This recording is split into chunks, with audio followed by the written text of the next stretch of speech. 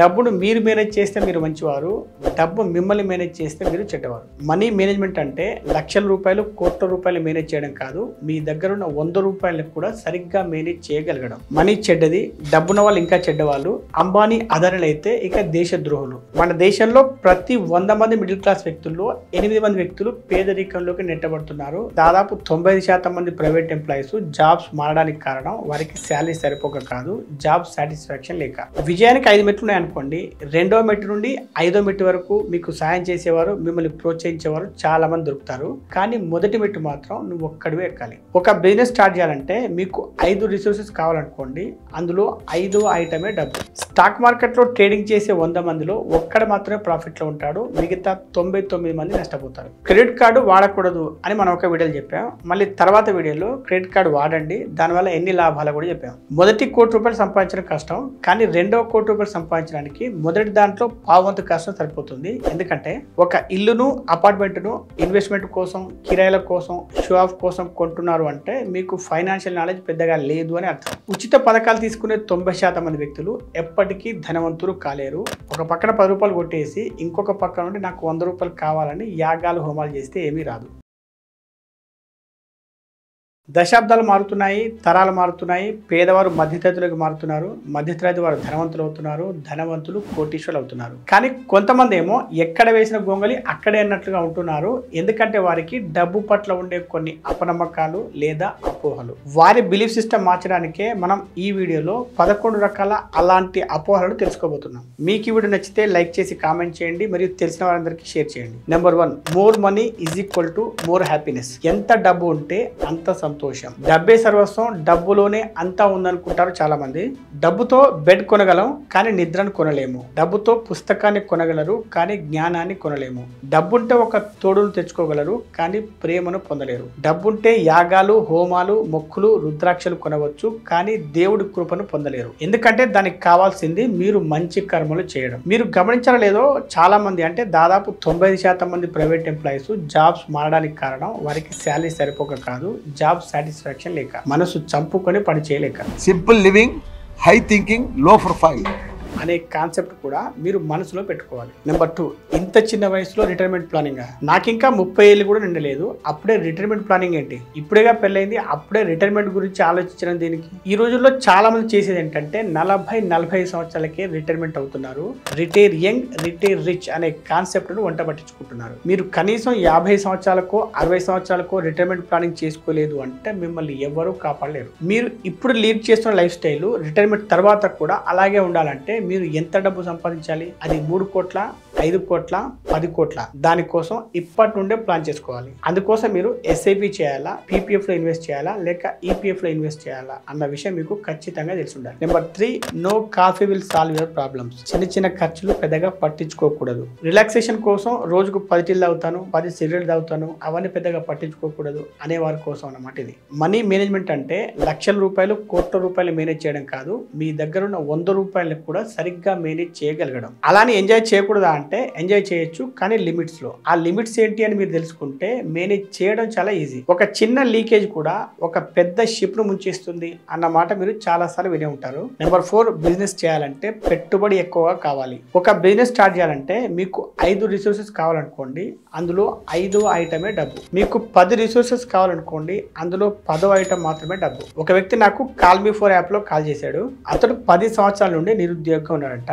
ఒక మంచి business idea చెప్పమన్నాడు. ముందుగా నేను 2-3 లక్షలతో స్టార్ట్ అయ్యి ఒక టీ ఫ్రాంచైజీ ఐడియా చెప్పాను. బీటెక్ చేసి టీ అమ్ముకోవాలని అడిగాడు. అయితే KFC ఫ్రాంచైజీ ట్రై చేయమన్నాను. దానికి ఒక 50 లక్షలు ఉంటే సరిపోతుంది అని చెప్పాను. అది మనతో ఎలా అవుతుంది? మాకు 20 ఎకరాల ఆస్తి ఉన్నా కూడా నన్ను నమ్మి అంత డబ్బు ఎవరిస్తారు అని అన్నాడు. అయితే మరొక 10 సంవత్సరాలు జాబ్ ట్రై చేసుకోమని చెప్పాను.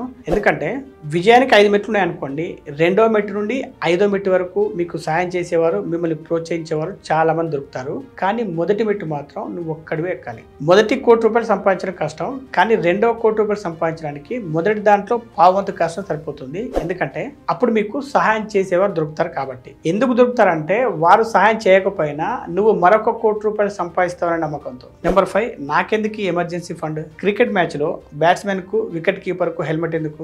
బైక్ నడిపించేటప్పుడు హెల్మెట్ ఎందుకు? కారు నడిపేటప్పుడు సీట్ బెల్ట్ ఎందుకు? ఎందుకంటే సేఫ్టీ కోసం, అత్యవసర పరిస్థితుల్లో రక్షణ కోసం. మన దేశంలో ప్రతి 100 మంది మిడిల్ క్లాస్ వ్యక్తులు వ్యక్తుల్లో 8 మంది వ్యక్తులు పేదరికంలోకి నెట్టబడుతున్నారు. దానికి కారణం అన్ఎక్స్పెక్టెడ్ మెడికల్ బిల్స్. అలాగే ఎంతో మంది వ్యక్తులు పేదరికంలోకి జారుకుంటున్నారు వారి ఉద్యోగాలు సడన్ గా పోతూ ఉండడం వల్ల.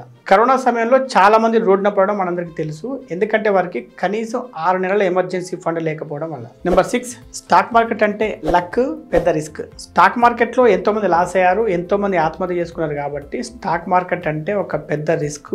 అది లక్ ఉన్న వాడికే కలిసి వస్తుంది అనే అభిప్రాయం ఇప్పటికీ చాలా మందిలో ఉంది. స్టాక్ మార్కెట్ లో ట్రేడింగ్ చేసే 100 మందిలో ఒక్కడు మాత్రమే ప్రాఫిట్ లో ఉంటాడు, మిగతా 99 మంది నష్టపోతారు. కానీ ఇన్వెస్టింగ్ చేసే వాళ్ళు లాంగ్ టర్మ్ లో ఇన్వెస్ట్ చేసేవారు మంచి లాభాలు చూస్తారు. ఇప్పుడు స్టాక్ మార్కెట్ గురించి నాలెడ్జ్ లేకపోయినా కూడా మ్యూచువల్ ఫండ్స్ లో, అందులోనూ ముఖ్యంగా ఎస్ఐపిలో హ్యాపీగా ఇన్వెస్ట్ చేసుకోవచ్చు. అందులో వచ్చే రిటర్న్స్ దాదాపు 12 to 18% CAGR. అంటే రియల్ ఎస్టేట్ లో కూడా మీకు అంత లాభాలు రాకపోవచ్చు. మీకు తెలిసే లేదో మ్యూచువల్ ఫండ్స్ ఎస్ఐపిలో నెలకు 500 రూపాయలతో కూడా ఎస్ఐపి చేయవచ్చు, నెలకు 50,000 రూపాయలతో కూడా ఎస్ఐపి చేయవచ్చు. Number 7, house is the best investment. ఇల్లు ఒక మంచి ఇన్వెస్ట్మెంట్. చాలా మంది ఇల్లు అనేది ఒక ఇన్వెస్ట్మెంట్ అనుకుంటారు, కానీ ఇల్లు అనేది ఒక ఎమోషనల్ విషయం. అంటే మీరు ఉండడం కోసం ఒక డ్రీమ్ హౌస్ ను కట్టుకోవచ్చు. ఒక ఇల్లును, అపార్ట్మెంట్ ను ఇన్వెస్ట్మెంట్ కోసం, కిరాయిల కోసం, షో ఆఫ్ కోసం కొంటున్నారు అంటే మీకు ఫైనాన్షియల్ నాలెడ్జ్ పెద్దగా లేదు అని అర్థం. ఎందుకంటే అందులో వచ్చే రిటర్న్స్ ఇన్ఫ్లేషన్ కంటే కూడా తక్కువ కాబట్టి. నెంబర్ 8, అప్పు చెడ్డది. అప్పు చేసి పప్పు కూడు తినకూడదు. క్రెడిట్ కార్డు వాడకూడదు అని మనం ఒక వీడియోలో చెప్పాం. మళ్ళీ తర్వాత వీడియోలో క్రెడిట్ కార్డు వాడండి, దానివల్ల ఎన్ని లాభాలు కూడా చెప్పాం. క్రెడిట్ కార్డు ఎందుకు వాడకూడదు అని చెప్పాల్సి వచ్చిందో కూడా అందులో చెప్పాం. అలాగే అప్పుల్లో మంచి అప్పులు, చెడ్డ అప్పులు అని 2 రకాలుగా ఉంటాయి. మీరు కారు కొనడం కోసం, ఐఫోన్ కొనడం కోసం అప్పు తీసుకుంటే అవి చెడ్డ అప్పులు. మీరు బిజినెస్ చేయడం కోసం బిజినెస్ లోన్స్, చదువుకోవడం కోసం ఎడ్యుకేషన్ లోన్స్ తీసుకుంటే అవి మంచి అప్పులు అని చెప్పొచ్చు. అప్పు చేసి లేదా లీవరేజ్ ఉపయోగించుకొని ధనవంతులు ఎలా కావచ్చో మన ఛానల్లో ఉన్న ఈ 2 వీడియోలు చూడండి. నెంబర్ 9, మనీ ముఖ్యం కాదు, మనీ చెడ్డది. డబ్బు అన్ని అనర్థాలకు కారణం, డబ్బు అన్ని సమస్యలకు కారణం. మనీ చెడ్డది, డబ్బున్న వాళ్ళు ఇంకా చెడ్డవాళ్ళు.